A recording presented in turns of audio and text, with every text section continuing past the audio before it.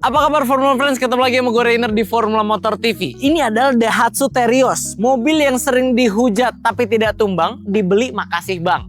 Ini mobil favorit bapak-bapak dari dulu dan sampai sekarang. Walaupun sekarang ini sebenarnya dibilang mobil udah ketinggalan zaman. Ketika yang lain udah penggerak depan, dia masih penggerak belakang. Yang lain udah pakai CVT, dia masih pakai AT konvensional. Fiturnya, modelnya juga bukan sesuatu hal yang baru di dunia otomotif. Tapi apakah mobil ini jadi gak layak dibeli sekarang? Karena ini mobil memang udah gak hot lagi, gak hype lagi. Kenapa Terios Daihatsu malah masih keluarin facelift di 2024? Apakah ini masih layak dibeli? Ikuti video ini sampai habis karena kami sudah merangkumkan 5 alasannya.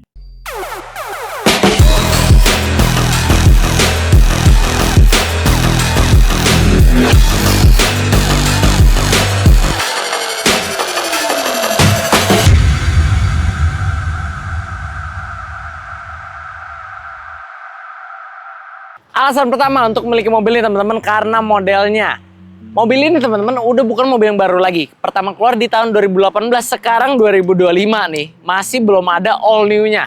Tapi untungnya Daihatsu udah ngeluarin facelift-nya duluan di Terios. Kalau yang Rush itu kan facelift-nya minor banget, kurang kelihatan sejujurnya. Kalau yang Terios ini dari Daihatsu nggak, lebih niat. Kita lihat dari depannya yang emang udah kelihatan beda dibandingkan versi sebelum facelift. Bumper baru teman-teman, bumper sekarang dia kayak mulut lagi cemberut yang menurut kami bikin kesan mobil ini tambah agresif gitu ya, karena dia lagi cemberut, lagi marah.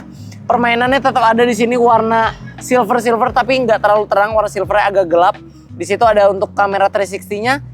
Lampunya juga baru teman-teman, ini sudah ada daytime running light dan dalamannya itu warna hitam. Jadi memang si Terios ini warna hitam ini makin galak lagi karena dalaman lampunya ini semua udah warna hitam kayak Fortuner VNT TRD 2015 versi last edition ya, terakhir-terakhirnya. Di sini ada LED lagi teman-teman, LED, di sini ada fog lamp-nya, di sini sen, grillnya juga baru teman-teman. Jadi memang bentuknya kelihatan karakternya dibuat lebih agresif, lebih galak, lebih sporty dengan bentuk-bentuk baru. Jadi kesannya memang facelift-nya berasa lebih niat. Kalau kita lihat dari samping, nah di sini teman-teman, velgnya pun sudah dikasih model baru, warnanya single tone, dia warnanya gunmetal grey, ukuran 215/60 R17. Ini kalau sama yang R Custom setahu kami itu dia cuman bentuknya sama, cuman kalau yang R Custom tipe di atasnya dia itu dual tone. Kalau kami sih apalagi warna bodinya hitam, kayaknya lebih cocok sih gunmetal grey ini ya. Nah, kita lihat samping. Si RADS ini, Astra Daihatsu Styling, dia nggak pakai embel-embel tempelan-tempelan kayak GR atau apapun tuh dia nggak ada. Jadi dia kesannya tetap lebih polos. Tapi kalau kita lihat di belakangnya, nah ini baru R, bukan R biasa, ADS, Astra Daihatsu Styling. Ini equalnya mungkin TRD-nya tapi buatan Astra ya, Astra Indonesia. Nah, belakang pun sama, dia nggak ada penambahan yang lebay atau gimananya. Dia cuma ada tambahan list hitam di sini, ada spoiler di sini, velg sirpikan hiu. Nah, di sini di bawahnya sama depan ya, ada chrome di sini supaya kesannya lebih tajam. Di sini ada mata kucingnya di sini dan nah ini yang senada dengan emblem grill depannya, maaf nih. Bagian bawahnya sini. Molding bumper belakang warna silver dipadukan dengan chrome yang membuatnya tampilannya lebih modern. Nah, secara overall ini memang tetap seperti Terios yang kita kenal. Terios yang desainnya digemari banyak bapak-bapak kalangannya, terutama ya laki-laki biasa lah ya kalau pakai mobil ini. Memang gagah, masih gagah dan lebih gagah lagi karena sudah facelift. Setidaknya kami lebih mengapresiasi dari Daihatsu karena setidaknya mereka lebih niat buat facelift pada lini mobil mereka yang memang mobil yang laku gitu loh.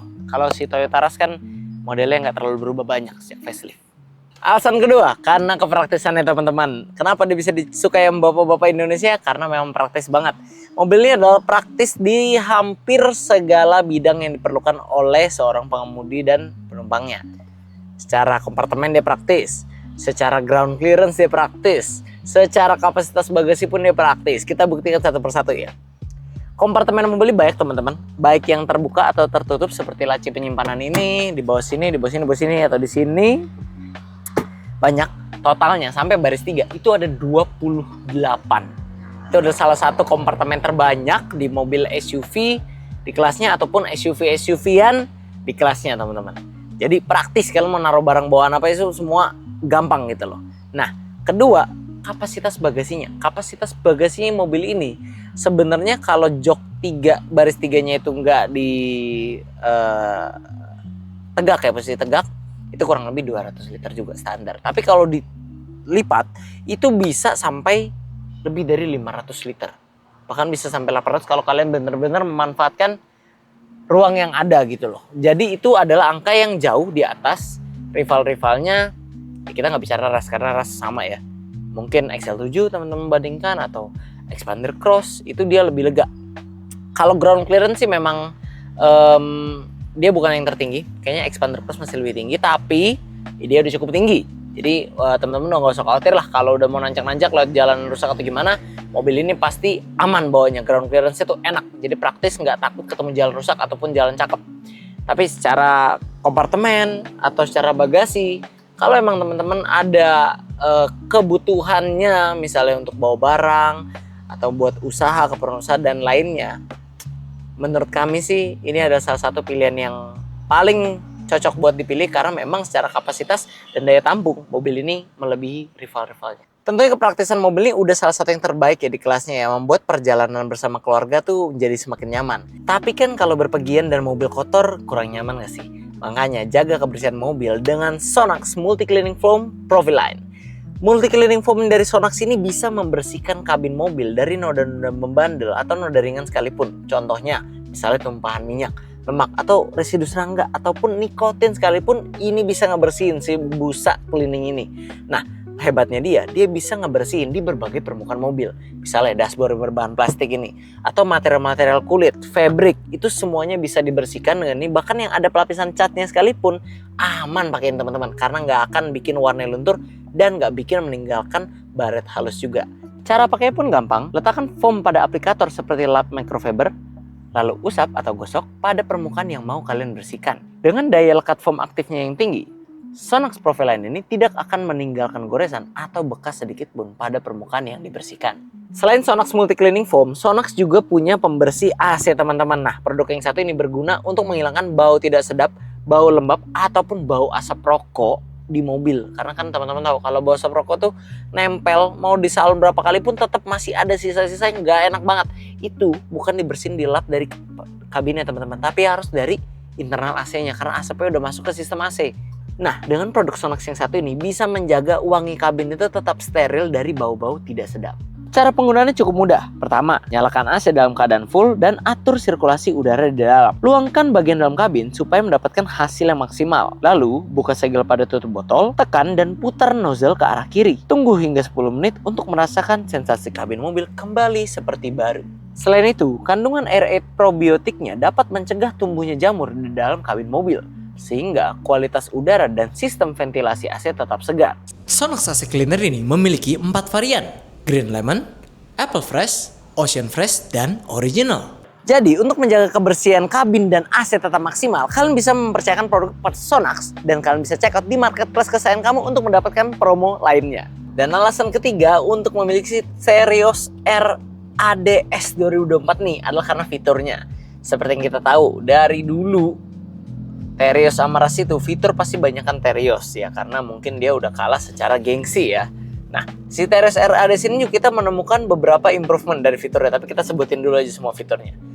Mulai dari hiburan, di luar sudah ada daytime running light. Udah ada juga headlamp LED. Smart entry udah ada roof rail yang bener-bener emang bisa difungsikan, nyalain udah start stop engine, ada MID-nya masih seperti Terios yang lama, dan ada audio steering switch sebelah kiri sini, AC digital, AC belakang sudah ada. Head unitnya ini baru karena sudah mendukung Apple CarPlay dan Android Auto, itu yang nggak dimiliki sama generasi sebelumnya. Lalu dia juga sudah punya wireless charger di console boxnya sini. Nah, udah cakep ya, karena kita bisa jadi ngecas HP kita selama perjalanan jauh. Dia juga sudah punya electric retract mirror, ada USB slot, ada power outlet juga. Jadi memang secara fitur berasa improvementnya dan bisa dibilang lebih banyak dibandingkan rivalnya si kembarnya itu. Nah, kalau dari fitur keselamatan, mobil ini dilengkapi dengan 2 buah airbag, ABS EBD brake assist-nya sudah ada, dia juga sudah punya parking kamera, parking sensor, dilengkapi pula dengan kamera 360 seperti Terios R di generasi sebelumnya kita temukan di Deluxe ya. Kalau yang festive ini di RADS juga kita sudah menemukan kamera 360-nya. Memang jumlah airbagnya nggak sebanyak keras, tapi kalau kalian mau yang jumlah airbag sebanyak keras itu di R Custom, satu tipe di atas si RAD sini. Tapi menurut kami ini juga sudah cukup mumpuni, setidaknya untuk fiturnya improvementnya berasa ke facelift ini, dan tetap ada beberapa fitur yang kita nggak bisa temuin di kembarannya Toyota Rush itu.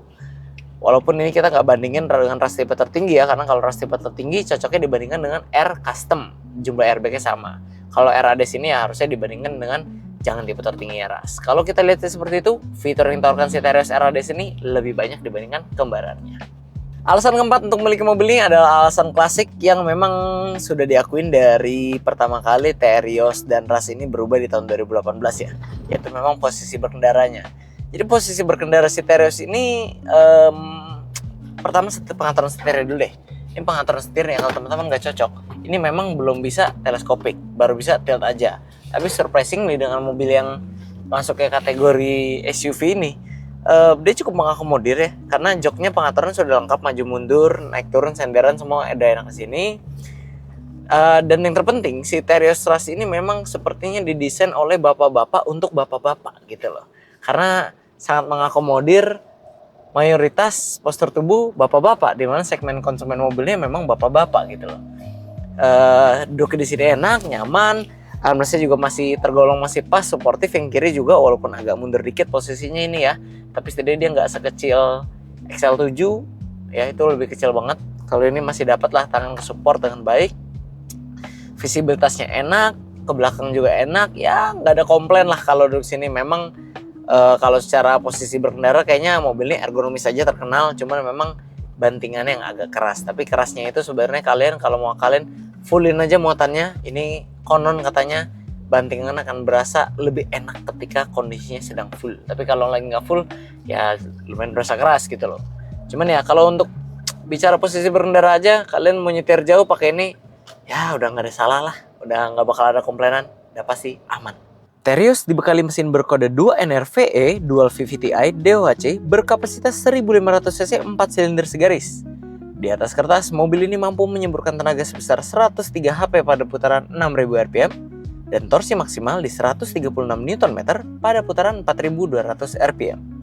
Tenaga ini disalurkan melalui transmisi otomatis konvensional 4 percepatan ke penggerak roda belakang. Dan alasan terakhir untuk memiliki mobil ini nggak lari dari mesinnya ya teman-teman ya. Mesinnya 2NRVE, mesin 1500 Toyota yang kita udah tahu dan teruji waktu.